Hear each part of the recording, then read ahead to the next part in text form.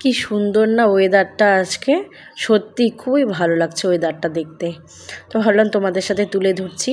তো আজকে কিন্তু বুধবারের থেকে ওয়েলকাম ব্যাক মাই চ্যানেল আরজুই ফ্যামিলি। আশা করি তোমরা সবাই মোটামুটি ভালোই আছো, আমরাও মোটামুটি ভালোই আছি। তো প্রথমেই তোমাদেরকে দেখিয়ে দিলাম যে আজকের ওয়েদারটা কতটা সুন্দর, ভীষণ সুন্দর আজকের ওয়েদারটা। মানে গতকাল রাতের থেকে এখন অবধি মানে ওয়েদারটা একদম মানে ঠান্ডা ওয়েদার হয়ে আছে।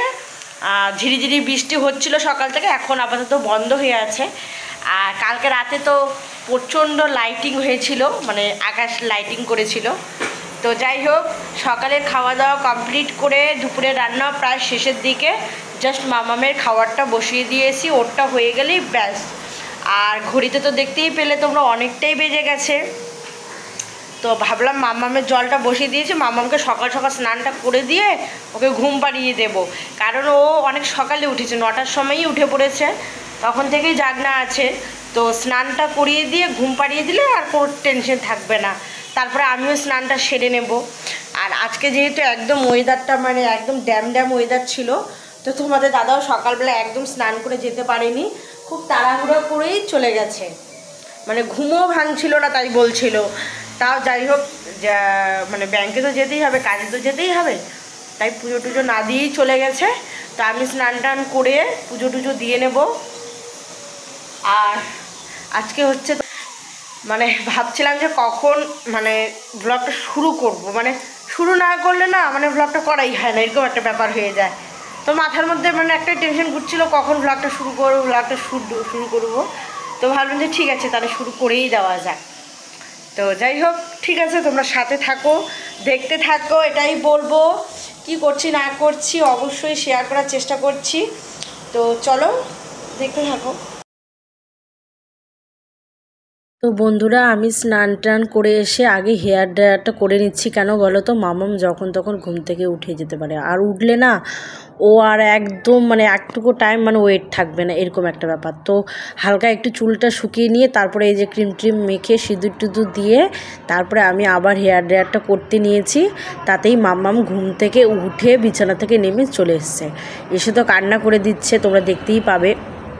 তো যাই হোক, এরকম করে তাড়াহুড়োর মধ্যেই সব কিছু করে নিচ্ছি।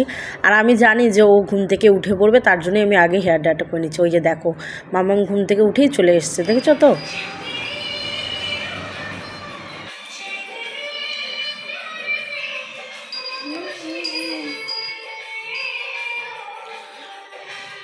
তো মামাম দুপুরবেলা অনেক আগেই ঘুমিয়েছিল, 1:30 নাগাদ উঠেছে, 4:15 পরে।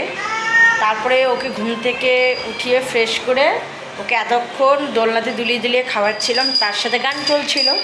তো খাওয়া দাওয়া কমপ্লিট করে এখন হচ্ছে ওকে নিচে নামিয়ে দিয়েছি। ওই যে খেলা করছে ঠাকুরের ঘন্টি নিয়ে, আর ওদিকে গান চলছে। তো সন্ধ্যা এখন অনেকটাই বেজে গেছে, 5:45 নাগাদ ঘড়িতে বাজে। তো ভাবলাম তোমাদের সাথে একটু চলে আসি।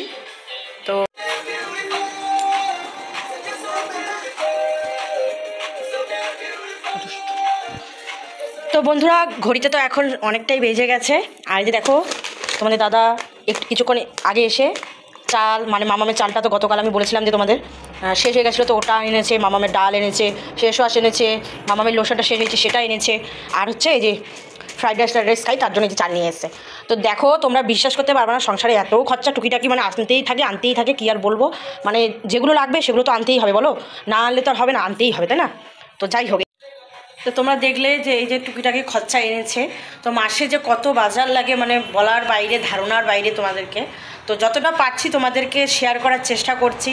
তোমরাই ভেবে দেখো তাহলে কত বাজার লাগে একটা সংসারে, কত খরচ, কত কিছু। মানে একটা সংসার করতে গেলে যে এত খরচ, এত টাকা পয়সার দরকার, মানে ধারণার বাইরে। আর ওই দেখো, ওই দুষ্টুটাকে দেখেছো দোলনার মধ্যে কীরকম করছে, দেখেছো? দোলনা থেকে ছিঁড়ে পড়ে যাবে না তুমি? কি করবে, দোলনা থেকে পড়ে যাবে না, ছিঁড়ে উঠে বসো, ভালো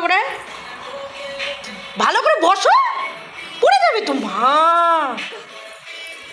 এই যে ধরো না, ওটা ধরা যাবে না, ও কেন ওরকম করছে বলো তো? এই যে ছাতাটা হচ্ছে তোমাদের সকাল থেকে চলেছিল, তো ওটা হচ্ছে তোমার একটু ভেজা ভেজা ছিল, তো আমি ওই যে দেখো বিছানার ওপরে ছাতাটা ওই যে মেলে দিয়েছি, ওই যে দেখো এটা দেখে ও ওরকম করছে, মানে ওটা নেবে ওই ধারণা করছে আর কি। তো তোমাদের দাদা তো এসে আবারও গেল, মানে ইনভার্টারের ব্যাটারিটা হচ্ছে তোমার আনা হয়নি, সেটা আনতে গেল।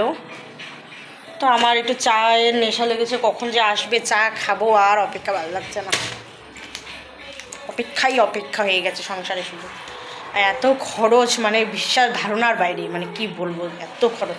তোমরা তো দেখেইছিলে এই মাসে কত তোমাদেরকে প্রথমেই বাজার করে এনেছিলাম, সেটাও তোমাদেরকে ব্লগে দেখিয়েছি, তারপরেও 1-2 বার বাজার এনেছি, সেটাও দেখিয়েছি, তাই না বলো?